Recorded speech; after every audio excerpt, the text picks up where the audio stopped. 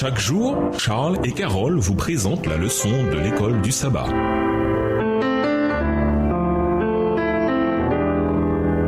Bienvenue dans votre émission. Dieu nous parle. Nous voilà à la leçon 10, leçon du passé. Étude de la semaine, psaume 78 et psaume 105, Galates 3, le verset 29, psaume 106, psaume 80, Nombre 6, les versets 22 à 27 et le psaume 135. Verset à mémoriser. Ce que nous avons entendu, ce que nous connaissons, ce que nos pères nous ont raconté, nous ne le cacherons pas à leurs fils, mais nous dirons à la génération future les louanges du Seigneur, nous raconterons sa puissance et les choses étonnantes qu'il a faites. Psaume 78 et versets 3 et 4. Dans de nombreux psaumes, la louange prend la forme d'une narration des hauts faits du Seigneur pour le salut des hommes. On appelle ces psaumes sur l'histoire du salut, ou psaumes historiques. Certains interpellent le peuple de Dieu en leur conseillant d'apprendre de leur histoire, notamment de leurs erreurs et de celles de leurs ancêtres. Certains psaumes historiques mettent en avant les merveilleuses actions passées de Dieu en faveur de son peuple sur un ton résolument hymnique. Ce souvenir fortifie la confiance qu'ils ont en lui, car il est capable et fidèle de les délivrer de leurs épreuves actuelles.